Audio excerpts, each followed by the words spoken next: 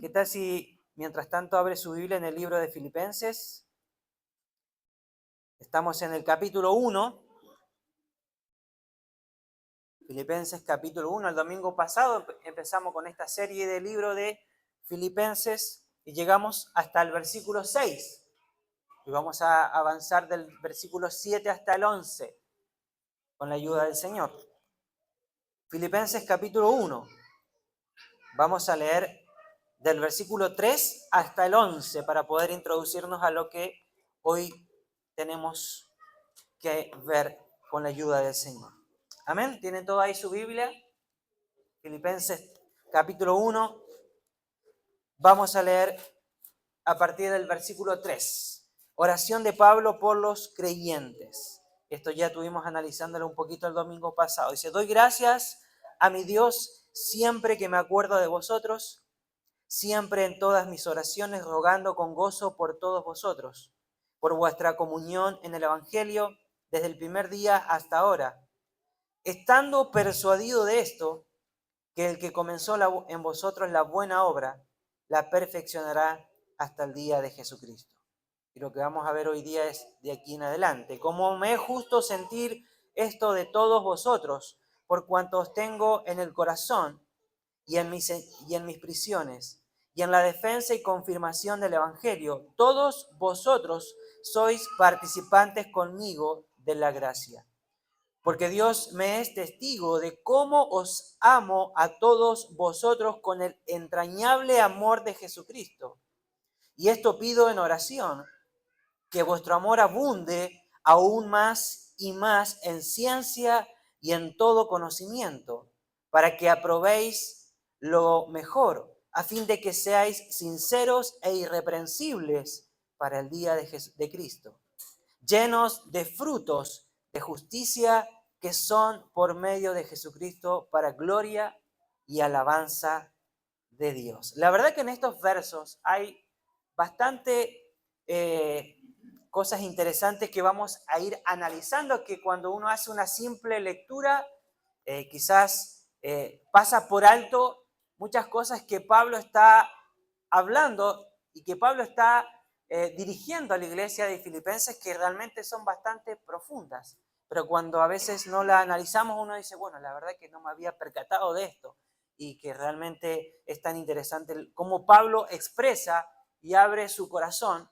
a una iglesia que, como veíamos el domingo pasado, era una iglesia que ya aproximadamente había pasado 10 años desde la fundación que el apóstol había hecho de allí en su segundo viaje misionero, y era una iglesia que en el tiempo se había sostenido y había sido fiel al Señor, y había sido una de las iglesias que también había apoyado y sostenido ministerialmente al apóstol Pablo. Por lo tanto, había una relación muy fuerte, una relación muy estrecha entre Pablo y la iglesia de Filipenses. Lo primero que vamos a analizar es la alabanza por su interés en el Evangelio. Esto está en los versículo 7. Pablo dice: por cuanto os tengo en el corazón, dice el versículo 7, ¿no? Por cuanto os tengo en el corazón. O sea, Pablo expresa un vínculo, ¿no?, totalmente profundo y afectivo que él sentía por la iglesia. Los filipenses no solo eran colaboradores, sino que también eran parte de la vida del apóstol Pablo. Ya que Pablo había fundado la iglesia, ¿no?, había una relación y un lazo muy fuerte entre ellos. Dice el mismo versículo 7, dice: ya que por cuanto os tengo en el corazón y en mis prisiones, dice Pablo. Bueno, aquí está haciendo una referencia de que Pablo estaba efectivamente preso cuando él estaba escribiendo esta carta, o cuando escribió esta carta, y Pablo dice: bueno, los tengo en mis corazones, pero también los tengo conmigo aquí en mis prisiones. Es lo que Pablo está diciendo, que cuando estuvo en prisión, el apóstol Pablo, la iglesia de Filipos no se avergonzó de las cadenas de Pablo. Esto es interesante cuando dice ahí: por cuanto tengo en el corazón en mis prisiones, ¿no? Los filipenses no eran simples colaboradores u observadores distantes. ¿Por qué? Porque compartían la vida interior del apóstol Pablo. Cuando fue trasladado a Roma como prisionero, ¿qué hizo la iglesia? La iglesia no se avergonzó por causa de las cadenas de Pablo, sino que le enviaron, ¿qué? ¿Se acuerdan el domingo pasado? Ayuda directa para cubrir sus necesidades en medio de la pobreza que él estaba viviendo, específicamente más en lo económico.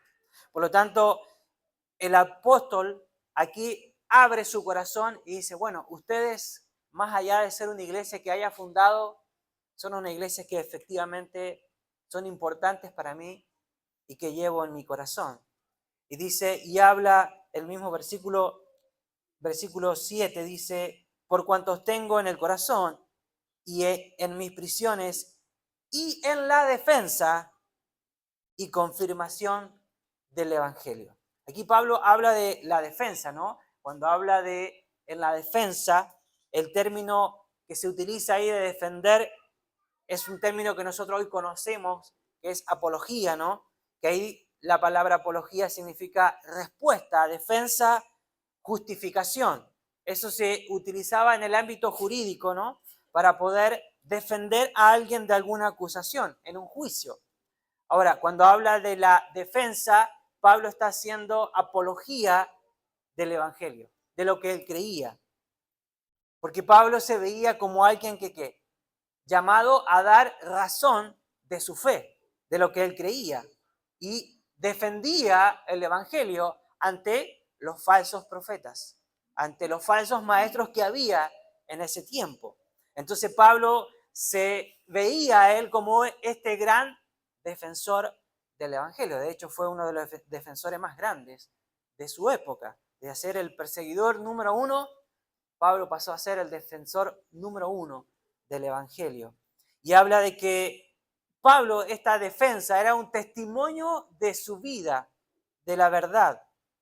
¿Por qué? Porque ni siquiera las prisiones eran una ocasión para que Pablo dejase de defender el Evangelio. Aún estando preso, Pablo seguía defendiendo el Evangelio de Cristo. Por lo tanto, ni siquiera la cárcel pudo silenciar la vida del apóstol Pablo. La aplicación para nosotros es la defensa del Evangelio no es solamente algo intelectual, sino también es algo vivencial. Se defiende con palabras, pero también con la vida, con el estilo de vida, con la forma en que nos desarrollamos dentro de la sociedad. Defendemos el Evangelio también con la forma en que vivimos dentro de la sociedad. Lo que hablamos tiene que ser consecuente con el estilo de vida que llevamos en el entorno donde nosotros nos desenvolvemos. De esa forma también defendemos el Evangelio, mostrando a la gente que somos personas que tenemos credibilidad en lo que hablamos y en lo que hacemos. Por lo tanto, hoy día defender el Evangelio o la fe implica dar razones a la gente o a las personas que constantemente nos observan con total respeto y con total claridad. Pero también a veces es mostrar coherencia, de dar razón de nuestro evangelio, de lo que creemos, de lo que nosotros seguimos. Esto apunta a la dimensión intelectual y apologética. Pablo tenía que defender con argumentos muchas veces de que el Cristo que él había predicado realmente no era mitos, no era simplemente una historia, sino que realmente era algo verdadero, genuino y real. Por lo tanto, Pablo tenía que explicar por qué creemos en lo que creía y nosotros tenemos que explicar muchas veces a la gente que nos pregunta, dar argumentos sólidos y firmes de que por qué creemos en lo que creemos. Y tenemos que usar argumentos sin necesidad de poder entrar en alguna controversia. El Evangelio no se hizo para discutir, sino que nosotros tenemos que dar, ¿no es cierto?, respuesta a las preguntas que la gente pueda tener, siempre con la intención de poder aportar, de poder ayudarle, pero nunca con una motivación de discordia, porque eso no sirve, hermanos. Tenemos que actuar con amor, con humildad y con mansedumbre. Y si hablamos de argumentos, nosotros tenemos muchos argumentos hoy día para defender en lo que creemos. Tenemos varios argumentos. Uno de esos argumentos es el argumento histórico, que eso es sumamente contundente de nuestra fe. Aquí puse algo adicional a lo que la Biblia dice, y esto habla de la vida y la muerte de Jesús, que son hechos con muchas fuentes históricas y que eso respalda nuestra credibilidad. Nosotros no creemos simplemente a ciegas o por lo que la palabra del Señor nos dice. Hay muchos argumentos y evidencia que demuestran que lo que creemos es cierto, fue real y fue verdadero. Por ejemplo, tenemos ahí uno de los grandes historiadores del siglo I, que es conocido, Flavio Josefo. Él no era cristiano, era judío. Y él menciona, este historiador, a Jesús como un hombre sabio y documenta que sus seguidores afirmaban que había aparecido vivo después de su crucifixión. También Plinio también era escritor de esa época, no era historiador, sino que era escritor junto con Suetonio. Pero Plinio documenta comunidades cristianas tempranas adorando a un Cristo, y él en su escrito habla de que estos cristianos se juntaban los domingos por la mañana para adorar a un Cristo que se lo adoraba como un Dios de ellos. Eso es lo que él comenta. Y Suetonio confirma también, junto a Plinio, la firme creencia en la resurrección al adorar a Cristo como a un Dios. Son escritores de ese siglo que tuvieron evidencia ocular de lo que estaba sucediendo en ese tiempo, así como hay muchos otros tipos de evidencia. Una evidencia también sumamente fuerte y contundente es la evidencia arqueológica de todas las cosas que se pueden encontrar a través de la Biblia. De hecho, los arqueólogos hoy día, muchos de ellos están utilizando la Biblia para poder encontrar cosas que han encontrado, por lo que la Biblia describe y se detalla. Por lo tanto, aquí tenemos una evidencia contundente para nosotros, que es la evidencia histórica, que no solamente tenemos una evidencia desde el punto de vista bíblico, sino que tenemos evidencia de historiadores y escritores no cristianos de la época de Jesús que confirman que Jesús fue una persona que realmente existió y que realmente vivió. Por lo tanto, hablamos de mostrar coherencia y amor también con el testimonio. Por lo tanto, la dimensión vivencial, nuestra vida, y ética, nuestra forma de ver, también va a defender nuestro mensaje que proclamamos con nuestros labios. Es algo que es en conjunto. No puedo defender con mis palabras, pero con mis acciones y con mis hechos evidenciar lo contrario. Por lo tanto, vamos a la parte de una pausa de reflexión para nosotros con respecto a esto. La coherencia significa que nuestras acciones reflejan nuestras creencias. Por lo tanto, la pregunta en esta mañana para nosotros es: ¿nuestras vidas reflejan una defensa honorable del Evangelio? La gente, cuando nos ve, realmente confirma lo que nosotros creemos en nuestra forma y estilo de vida en donde nos desarrollamos. Por lo tanto, tener argumentos sólidos del Evangelio no es solo algo teórico, sino que también es algo práctico a través del estilo de vida que nosotros llevamos dentro de la sociedad donde nos desarrollamos. Y Pablo dice que sigue hablando también en el mismo versículo, dice que todos vosotros también sois participantes conmigo, dice, de la gracia. Soy participante de la gracia.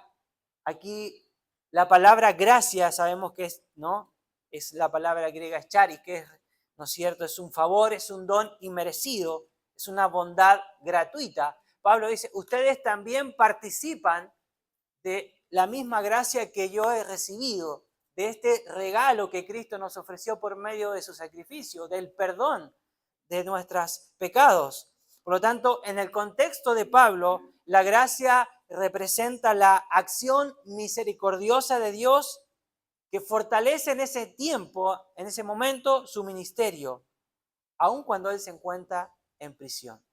Por lo tanto, tenemos que entender que la oración constante de que Pablo hace por los filipenses, más el testimonio vivencial que uno desarrolla, más el apoyo económico que la iglesia le brindó a Pablo, ¿para qué estaba colaborando? Para la expansión del evangelio.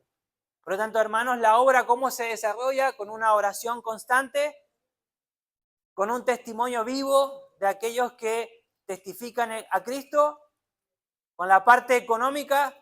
Sin recursos no podemos avanzar ni hacer nada. Eso que hace que el evangelio pueda crecer y expandirse, ¿sí? Por lo tanto, Pablo habla de esta gracia compartida. Es decir, Pablo afirma que los filipenses participaban con él en la misma gracia. ¿Por qué? Porque apoyan su ministerio y sufren junto a él por el evangelio. Esta gracia es compartida, es una gracia que también nos brinda comunión. ¿Por qué? Porque une a Pablo y a la iglesia en un mismo proyecto. ¿Cuál era ese proyecto? La defensa y expansión del evangelio. Debemos trabajar juntos, unidos para la expansión del evangelio. Difícilmente Pablo pudo, quizás sí, pero quizás le fue un poco más fácil, entre comillas, poder decirlo, afrontar lo que él vivió con el apoyo de la iglesia, sabiendo de que él no estaba solo, sino que había una iglesia que lo sostenía, no solo en la parte económica, sino en la parte de oración, que lo sostenía también en los momentos de debilidades, y que era alguien que no me cabe duda de que cuando la iglesia envía a Epafrodito a ver a Pablo en la cárcel, no me cabe a mí la menor duda de que Pablo se sintió fortalecido con la presencia de Epafrodito, porque sabía que la iglesia estaba por medio de él, y que la iglesia estaba para apoyar y fortalecer la vida de Pablo en su labor de predicación del evangelio. Por lo tanto, vemos que la labor en la obra de Dios, hermanos, no es solamente exclusiva de los líderes o de los pastores, sino que la obra es de toda la iglesia. La iglesia debe participar activamente en la difusión del mensaje de salvación. La iglesia, aquí vemos que se comprometió con la evangelización a través de una participación activa en la oración, el testimonio y el apoyo económico, como veíamos ahí, reconociendo que todo lo que ellos hacían, a quien favorecía no a una persona en particular, sino que eso favorecía la expansión y el avance de la obra que no era del apóstol Pablo, que era del Señor. Porque la obra, hermanos, no son de las personas, la obra es del Señor. Y Él se encarga de sostener y proveer para su obra como Él quiere hacerlo. La obra no son de personas, de ninguna denominación, de ninguna iglesia. Hermanos, la obra es 100% del Señor. Por eso Pablo dice, ¿qué son ustedes de Apolo? ¿Ustedes son de Cefas? ¿Ustedes dicen que son de Pablo? No, dijo, ni Apolo ni Pablo plantó, no, solamente quien hizo la obra fue el Señor. Y la obra netamente le corresponde a Él. Hoy nosotros también participamos de la gracia cuando ¿qué? Cuando apoyamos, cuando servimos, pero también a veces cuando sufrimos por causa del Evangelio.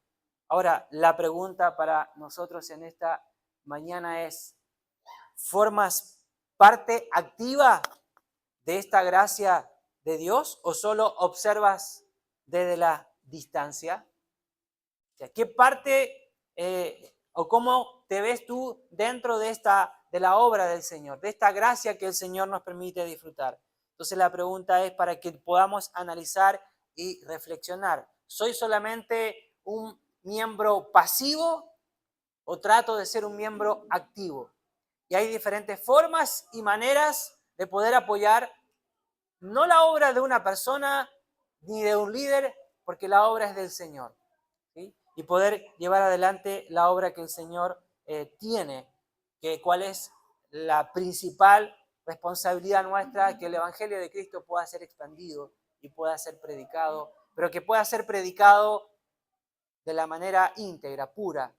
Como el apóstol Pablo le dice a Timoteo, procura con diligencia presentarte ante Dios como obrero que no tiene de qué avergonzarse, que usa bien la palabra del Señor. Y también Pablo le dice a Timoteo que no debe adulterar el mensaje del Evangelio, sino predicar la verdad como debe ser predicada. Amén. Lo segundo que podemos ver es la alabanza demostrada por su amor por ellos. Aquí Pablo ora por la iglesia en el versículo 8 y Pablo le dice, porque Dios me es testigo de cómo os amo a todos vosotros. Y le dice, con el entrañable amor de Cristo. Ese amor que Pablo sentía por la iglesia era un amor puro, un amor sin engaño, un amor totalmente desinteresado y respaldado por el entrañable amor que él sentía en primera instancia por Cristo. La expresión entrañable amor que aparece en el versículo 8 nos lleva a considerar el lazo que unía a Pablo con la iglesia. No sé si ha escuchado la frase, usted cuando ve algo que lo conmueve, uno dice, me conmovió hasta las entrañas, ¿no? Lo que Pablo estaba diciendo en cierta manera es prácticamente lo mismo, ¿no? El término entraña es esplagema, esplagena, que literalmente significa entrañas, vísceras y órganos internos. O sea, en el mundo antiguo, cuando uno hablaba de estas partes internas del cuerpo, se consideraba que era el lugar de las emociones más profundas, especialmente que estaban relacionados con la compasión y con el afecto. Por eso, cuando Pablo habla de entrañable amor, está diciendo que su afecto por los filipenses era un afecto profundo, intenso, auténtico y no superficial. Entonces aquí Pablo está expresando, yo los amo con todas mis entrañas. O sea, los amo con un amor profundo, sincero. Y eso es lo que Pablo está diciendo. Amar con entrañas para nosotros significa, ¿no? Como tenemos ahí, con entrañas significa que no vemos a los hermanos como números o asistentes, sino como personas por quienes sentimos compasión real y verdadera. Implica acompañar a los hermanos o a las personas en sus alegrías, pero también en sus dolores o en sus tristezas. El apóstol Pablo en el libro de Romanos habla, dice llorar con los que lloran, pero reír también con los que ríen. El amor entrañable se traduce en paciencia, en cuidado, palabras que edifican y la preocupación real por los necesitados. ¿Por qué? Porque el amor entrañable que hace, un amor genuino, un amor real, puro, honesto y sincero, da credibilidad al servicio que desarrollamos. ¿Por qué? Porque la gente percibe cuando el afecto es auténtico, cuando es verdadero, ¿no? La gente se da cuenta cuando alguien es honesto y sincero. Y aquí Pablo habla de que este amor debe estar en nosotros. Hoy, aplicar el amor entrañable es dejar que el amor de Cristo fluya a través de nuestras vidas, por medio de nuestros gestos, de nuestras palabras, de nuestras actitudes, por medio de nuestros comportamientos. Amar, la pregunta es, ¿de qué manera podemos nosotros poner esto en práctica en nuestras vidas? ¿De qué manera lo podemos hacer? Amar con entraña significa que no vemos a la gente, como recién decía, como números, sino que realmente expresamos un amor real, verdadero, una preocupación genuina y verdadera por las necesidades de la persona, porque este amor entrañable le da credibilidad al mensaje que nosotros proclamamos y que predicamos con nuestras palabras. Y Pablo habla un poquito también de esto relacionado con amor, ¿no? Si yo veo a una persona teniendo necesidad y, ¿no es cierto? Y pone el ejemplo también el Señor con respecto a esto, el ejemplo del buen samaritano, ¿no?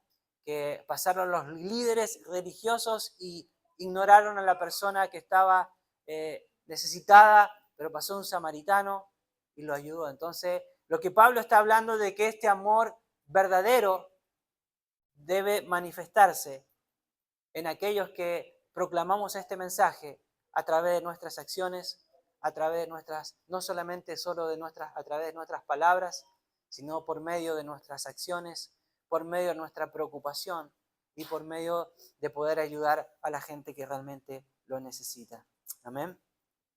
Y aquí nos vamos al tercer y último punto, que Pablo habla de orar, ora por los santos de Filipos, versículo del 9 al 11, y lo primero que dice, hace la oración pidiendo amor.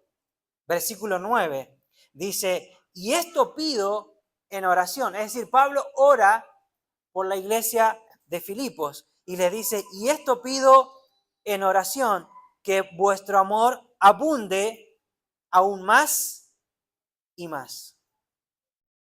O sea, la gente sabrá que somos discípulos del Señor y escuchará con más atención nuestros mensajes al ver el amor que nos profesamos. De hecho, el Señor Jesús, en el libro de Juan, capítulo 13, dice, un mandamiento nuevo os doy, que os améis unos a otros como yo os he amado.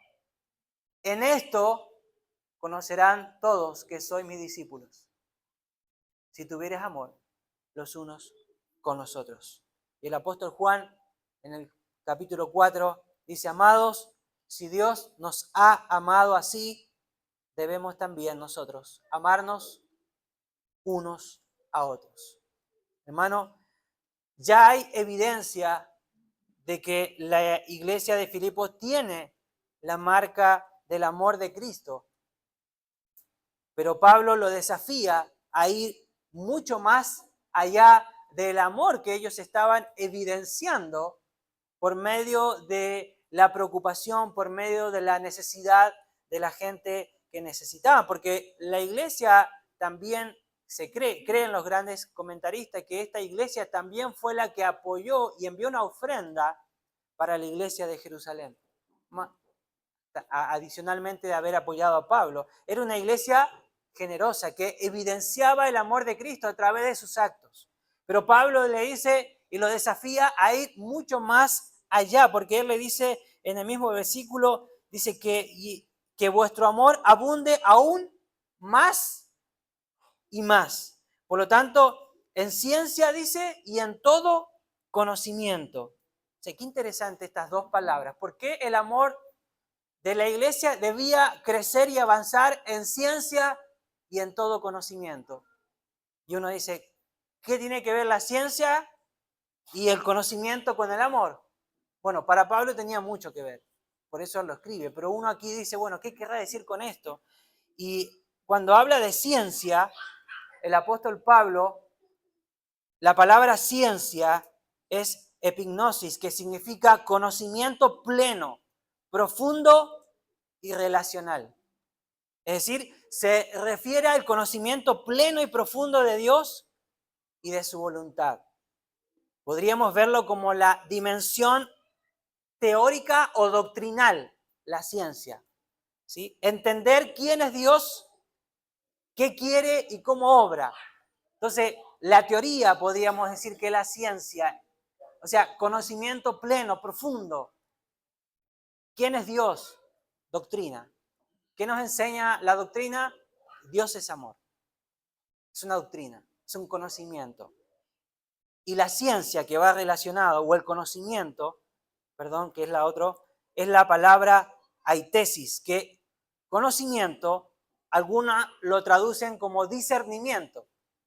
Significa discernimiento, percepción, sensibilidad práctica. Es decir, apunta a la capacidad práctica de aplicar ese conocimiento en la vida diaria. Es decir, le da sensibilidad espiritual para seguir lo correcto y lo que es excelente. Es decir, es la capacidad de aplicar lo que conozco, es la capacidad de aplicar lo que sé, que es ciencia. Por lo tanto, ciencia es igual a teoría, saber lo que es verdadero, lo que la palabra del Señor nos dice.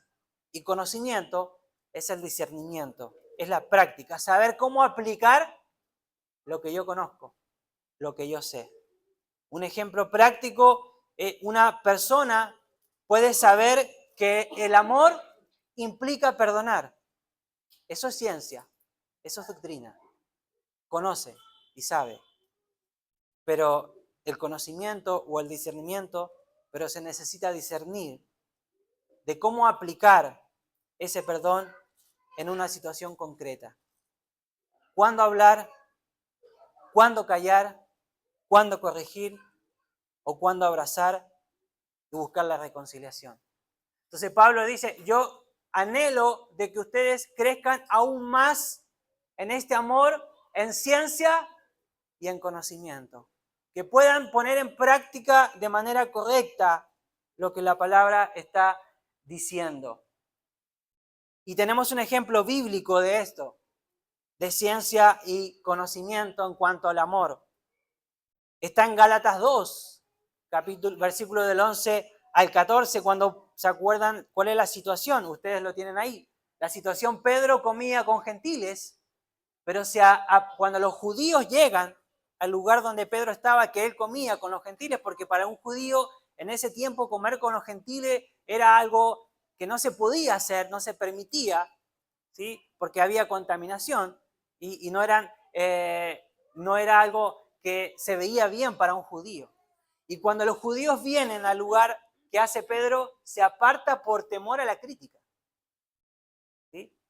Por lo tanto, el amor sin ciencia, que está allá,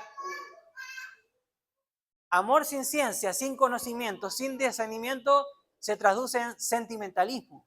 ¿Por qué? Porque, ¿qué hizo Pedro? Ignorar la actitud de Pedro, cuando Pablo lo ve, ¿no? Para no incomodarlo, dañando la verdad del Evangelio. Porque cuando alguien ve algo y quizás, y aquí el Señor me hablaba con respecto a esto, a veces, hermanos, esa ciencia, ese conocimiento,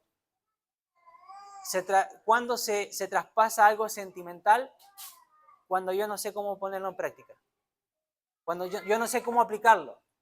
Por ejemplo, aquí Pablo, el apóstol Pedro, se estaba equivocando porque estaba dudando en su actuar. Entonces, cuando Pablo viene y Pablo lo ve, ¿qué hace? Lo confronta. Y vamos a lo que es amor con ciencia y con conocimiento, que habla de madurez. Porque Pablo, ¿qué hace? Como Pedro estaba actuando públicamente, Pablo tiene que confrontarlo públicamente. ¿Para qué lo hace? Ciencia. Entender que en Cristo no hay diferencia entre judío y gentil. Eso es lo que la palabra del Señor habla y dice, ¿no? Y Pablo también habla, que ya no hay diferencia entre judíos, ante los ojos del Señor somos todos iguales. ¿Cuál es el conocimiento? Corregir con firmeza para proteger la comunidad. ¿Y qué hace Pablo? ¿Cuál es el resultado? La verdad es defendida, porque el amor busca la edificación y el bien común y no la comodidad. No sé si se logra entender con este ejemplo cuando hablamos de amor en ciencia y conocimiento. Entonces, la verdad se debe enseñar con amor.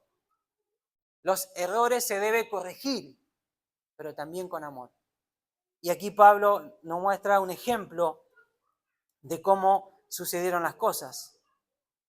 Cómo el amor se mostró no como algo sentimental en la actitud que el apóstol Pablo tuvo, sino como compromiso con la verdad y el bien de toda la comunidad, porque la actitud de Pedro estaba dañando a la comunidad. Entonces Pablo, por el bien de toda la comunidad y corrigiendo la actitud de Pedro, tuvo que corregirlo delante de todos. Por lo tanto, amar con ciencia y conocimiento a veces significa confrontar con firmeza y respeto, porque el verdadero amor siempre va a buscar la verdad y la edificación y no la comodidad para no hacer quedar mal a la persona o para no incomodar a la persona. Debe priorizar siempre la verdad. Pablo pide aquí que el amor de los creyentes no sea solo algo sentimental o algo que esté relacionado con el sentimentalismo, sino que esté informado por la verdad y guiado con el discernimiento, con la práctica, para que sea un amor sabio y un amor fructífero. Y el versículo 10 dice, para que aprobéis, y esto va a llevar a que la iglesia pueda avanzar en esto, para que aprobéis lo mejor, dice el versículo 10, para que aprobéis lo mejor. Es decir, el discernimiento nos lleva a elegir lo excelente, lo mejor. Porque la palabra probar es domicazo, que significa examinar, probar, discernir lo que es mejor. Habla de un discernimiento en la parte moral. No basta con distinguir, a veces es fácil distinguir entre lo bueno y lo malo, ¿no? Entre lo bueno y lo mejor, o lo más excelente, ahí cuesta distinguir. No es difícil distinguir lo bueno de lo malo, como tampoco lo es reconocer lo limpio de lo sucio, o lo blanco de lo negro, ¿no? Eso es mucho más fácil distinguirlo, ¿sí? Pero cuando habla de lo bueno o lo mejor, la palabra griega traducida a lo mejor tiene la idea de distinguir aquello que es aún más excelente. Significa hacer un juicio entre lo que es meramente bueno y lo que es superior a eso. Nuestro objetivo debe ser siempre ¿qué? Tomar las decisiones prudentes que puedan evitar tristeza y puedan aportar bendiciones. Por ejemplo, en nuestra vida espiritual podríamos decir, ¿qué es lo bueno? Asistir a la iglesia regularmente. ¿Es lo bueno? ¿Está bien o no? Sí. ¿Qué es lo excelente? Participar activamente sirviendo y discipulando. Lo mejor, lo excelente, me comprometo, hago los estudios, participo en algunas actividades. Lo bueno es evitar hacer el mal a otros. No, ¿para qué? Si no me mantengo. Pero lo mejor que es capacitarse para crecer, aprender de Dios y buscar la madurez en Cristo. Es un ejercicio de discernimiento diario que tengo que elegir. El tema es que elegir siempre lo excelente o lo mejor implica más esfuerzo, más compromiso y puede generar un poco de incomodidad, porque a veces nos sentimos cómodos estando en ciertas partes. Pero si aquí Pablo habla de buscar lo excelente, lo mejor, crecer, avanzar, a fin de que dice, ¿para qué? Y sigue diciendo el mismo versículo, ¿no? A fin de que seáis sinceros e irreprensibles para el día de Cristo. O sea, ¿por qué? Porque esto nos va a ayudar a ir cada día avanzando, madurando y creciendo en nuestra relación con el Señor. Cuando habla de sincero, el apóstol Pablo, la integridad requiere pureza interna y credibilidad externa, ¿sí? Para prepararnos para el día de Cristo, dice Pablo. Esto habla, dice el apóstol Pablo, dice, para que seáis sinceros e irreprensibles. La palabra sincero significa puro, transparente, sin mezcla.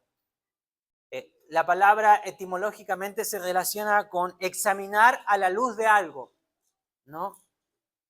¿Para qué? Para ser expuesto y que no se pueda ocultar los defectos. Antiguamente, cuando se vendía las estatuas, ¿no? En ese tiempo de mármol que se hacían de yeso y se exponían ahí para vender, cuando sin querer queriendo el vendedor lo golpeaba y se rompía una parte de eso, para tapar esa parte que faltaba le ponían cera, ¿no? Y lo pintaban. Entonces la estatua parecía original, ¿no? parecía perfecta. Pero ¿qué hacían como ya conocían, los que iban a comprar? Ponían las estatuas a la luz del sol. Y el sol exponía la cera que la estatua tenía. Y con eso se daban cuenta de que era algo falso, no era genuino, no era real. Entonces el apóstol Pablo utiliza esta palabra para que nuestras vidas, a ser expuestas a la luz de Cristo o a la luz del Señor, pueda encontrar sincera. Nos puedas encontrar sincera. Personas honestas, transparentes, sin ocultar nada ante los ojos del Señor. En el contexto bíblico habla de vivir, como dice ahí, sin doblez ni hipocresía. Confesar y vivir errores y vivir con autenticidad, sin aparentar algo que realmente no somos en nuestro interior. Por lo tanto, y la palabra irreprensible es apróscopos, que significa sin tropiezo. Y esto es interesante, sin culpa, sin dar motivo de caída. Por lo tanto, describe a alguien cuya vida no provoca escándalo ni obstáculo para que otros puedan caer por causa de la fe. Entonces, etimológicamente habla alguien sin tropiezo. Es decir, es una conducta que no da motivo de caída. Actuar con honestidad en el trabajo, evitar corrupción sin que nadie pueda señalar incoherencias. ¿Cuál es la relación que tenemos en estas dos palabras? Es que sincero habla de integridad interior, transparencia delante de Dios en todo lo que hacemos. Y la palabra irreprensible habla de un testimonio externo, la conducta que no da motivo de tropiezo a lo demás por causa de mis comportamientos, de mis actitudes. Juntas forman una vida completa. Pureza interna más credibilidad externa, ¿qué hacen? Nos preparan para que el Señor pueda, para el día del Señor, y da credibilidad al Evangelio. Un cristiano sincero que confiesa sus errores es honesto en su trabajo. Un cristiano en su trabajo que actúa con honestidad y transparencia evita corrupción o favoritismo, habla de una vida irreprensible que da testimonio. Ser sinceros e irreprensibles es vivir con un corazón limpio delante de Dios y con un testimonio íntegro delante de los hombres. El apóstol Pablo le está diciendo, ustedes tienen que llevar una vida que evidencie sinceridad y transparencia en lo que ustedes hagan. Por lo tanto, pausa para reflexión en esta mañana. La pregunta es, ¿qué clase de testimonio refleja nuestra vida? Cuando las personas nos miran, ¿qué es lo que realmente perciben en nosotros? ¿Pueden apreciar una vida sincera? ¿Pueden apreciar una vida irreprensible? ¿Son nuestras acciones claras y sinceras ante los ojos del Señor? Por eso Pablo habla de que muchas veces nuestras actitudes no son irreprensibles ante los ojos de los demás. Y eso genera causa de tropiezo para que otros puedan acercarse a la verdad del Evangelio. Porque no somos consecuentes con lo que hablamos y con lo que evidenciamos a través de nuestras vidas. No somos irreprensibles. Y eso es lo que el apóstol Pablo está demandando a la iglesia. Es una iglesia que trabaja en pos del Evangelio. Es una iglesia que trata de vivir en integridad y se esfuerza para agradar al Señor. Pero Pablo, ¿qué les dice? Pero ustedes pueden aún avanzar a lo mejor, a lo excelente, aún más. Pueden seguir creciendo, pueden seguir avanzando. Hermanos, el camino del cristiano, del Evangelio, es un avance constante, es una renuncia diaria, es un estilo de vida que no iba a agradar a la persona del hombre, sino que en primera instancia siempre debe buscar tener una vida sincera e irreprensible, en primer lugar, ante los ojos del Señor. Eso es lo que Pablo le está diciendo aquí a su iglesia y es lo que el Señor nos está hablando a nosotros, a cada uno en esta mañana, nuestra vida personal. Y termina Pablo diciendo en el versículo 11, llenos, es consecuente de los otros versículos, llenos de frutos de justicia, que son por medio de Jesucristo para gloria y alabanza de Dios. Y Pablo termina aquí y habla de los frutos de justicia. La palabra justicia aquí se refiere a una vida recta, conforme a la voluntad de Dios. Y estos frutos que podamos dar a causa de esta vida irreprensible y sincera son resultados de una obra maravillosa y sobrenatural del Espíritu Santo en nuestras vidas. Porque lo que la persona pueda evidenciar en su estilo de vida es una obra interna que el Espíritu Santo va haciendo en esa vida y en ese corazón. Su conducta refleja el hecho de que la fuente de esa justicia, ¿de dónde proviene? Como dice el texto, de Cristo, por medio de la obra del Espíritu Santo. Y Gálatas 5, ¿no? Habla de estos frutos que produce el Espíritu y enumera el conjunto de 9 virtudes que deben caracterizar a un cristiano justificado delante de Dios. Por eso el Señor le dice, ¿no?, a sus discípulos, por sus frutos los conoceréis. Una persona que perdona en lugar de vengarse da evidencia de fruto de justicia en su vida. Un creyente que vive en integridad en su trabajo da evidencia de fruto de justicia en su vida. Y este fruto es por medio de Jesucristo. Los frutos no provienen del esfuerzo humano, sino de la unión con Cristo. Estos son los frutos que producen una relación estrecha y constante, diaria, entre Dios y el creyente. Nadie puede producirlos por sí mismo o por su propio esfuerzo. Esto es una obra netamente que realiza el Espíritu Santo en el corazón de la persona que está siendo cambiada y está siendo transformada. Por eso el apóstol en el libro de Juan, el Señor dice que separados de mí, nada podéis hacer, en el capítulo 15. En Cristo, por medio de su sacrificio, Él adquirió para el creyente un nuevo estado y en consecuencia una nueva condición, para que en virtud de esta nueva relación, el creyente, por el poder del Espíritu Santo, pueda llevar fruto. Y este fruto no es para la gloria personal o de alguna iglesia, sino que es para la gloria, dice el texto, y alabanza de ¿quién? De Dios. Es decir, el propósito final no es la exaltación personal ni el reconocimiento humano. Los frutos de justicia apuntan a glorificar a Dios, mostrando su obra en la vida del creyente.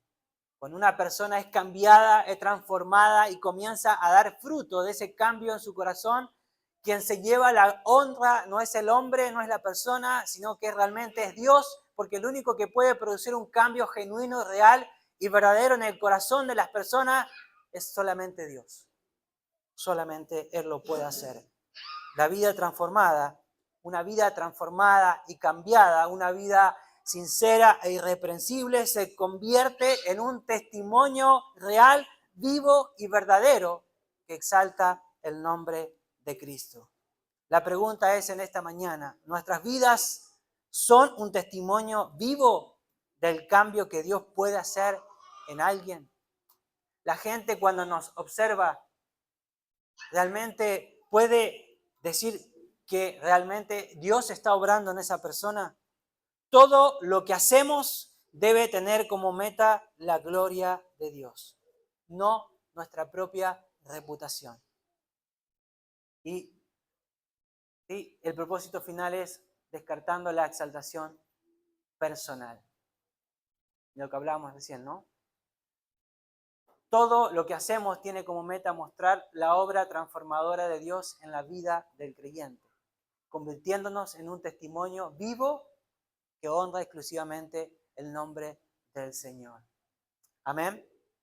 Y para finalizar, a modo de conclusión, hablamos del diseño terminado del creyente en cuanto a lo que hemos visto aquí y lo que enseñaba el apóstol Pablo. Las 3 verdades transformadoras de la oración de Pablo. El amor que crece, como veíamos, el afecto no se estanca en el sentimiento, sino que abunda guiado por la verdad, la ciencia, ¿no? Y el discernimiento práctico. La iglesia se mantiene pura, ¿no? Como dice, sincera, irreprensible. Una comunidad sincera, irreprensible, que refleja a Cristo con integridad interna y externa. Y tercero, la vida se llena de fruto. Acciones de justicia sostenidas únicamente por el poder de Cristo, diseñadas exclusivamente para glorificar el nombre del Señor. Amén. Gracias por escuchar este audio. Esperamos que haya sido de bendición para su vida. Para más videos y prédicas ingrese a nuestro canal de YouTube.